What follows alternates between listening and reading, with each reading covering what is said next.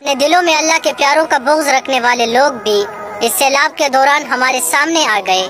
میں نے بہت سے لوگوں کو دیکھا، جب کسی اللہ کے پیارے کی قبر کی طرف پانی بڑھتا ہے تو وہ کہتے ہیں کہ بلاؤ نہ اپنے اس بابے کو کہ یہ تمہاری بھی جان بچائے اور اپنے آپ کو بھی بچائے۔ ان کو دیکھ کر مجھے وہ واقعہ یاد آ گیا جب ایک صلیبی جنرل برنس نے مسلمانوں کے قافلے پر حملہ کیا اور کہا کہ بلاؤ نہ اپنے نبی محمد صلی اللہ علیہ وآلہ وسلم کو کہ وہ تمہاری مدد کرے۔ اگر یہ بات ہے پھر تو تم پورے تاریخ اسلام کو چیلنج کر رہے ہو۔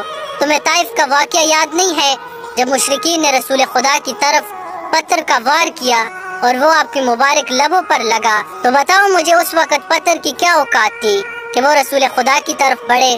پتھر تو خود رسول خدا پر درود پڑھتے ہیں، لیکن تم حقیقت کو سمجھ ہی نہیں سکتے۔ اسی طرح کربلا کے میدان میں کیا اللہ کی مدد اہل بیت کے ساتھ نہیں تھی؟ بالکل انہی کے ساتھ تھی۔ تو پھر کیوں ان کے ساتھ ایسا کیوں ہوا؟ تم آزمائش کو سمجھ ہی نہیں سکتے۔ اور ہم تو ایک اللہ ہی سے مدد مانگتے ہیں اور وہی ہمارا مددگار ہے۔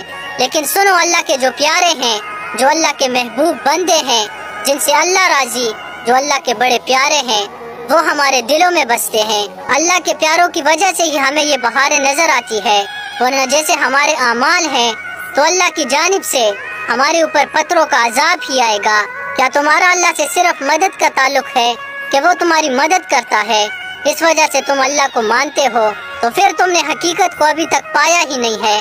ہم تو اللہ سے محبت کرتے ہیں اور تمہیں علم ہی نہیں ہے کہ اللہ کی محبت کن چیزوں میں ہے۔ جو اللہ کے پیارے ہوتے ہیں، اگر کوئی گنہگار بھی ان کی محفل میں بیٹھ جائے تو اللہ کی رحمت اس پر بھی نازل ہوتی ہے۔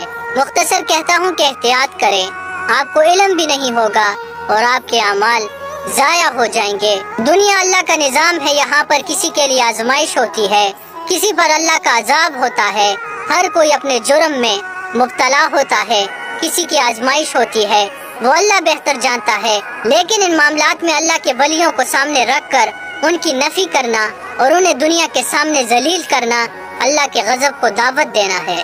تم تو کہتے ہو کہ مردہ کچھ بھی نہیں کر سکتے، لیکن تم تو زندہ ہو۔ اللہ تمہاری مدد کیوں نہیں کرتا؟ کیا اللہ پر تمہارا ایمان نہیں ہے؟ کیا اللہ مسلمانوں کی مدد نہیں کرتا؟ لیکن تم ابھی بھی حقیقت کو نہیں سمجھ سکتے۔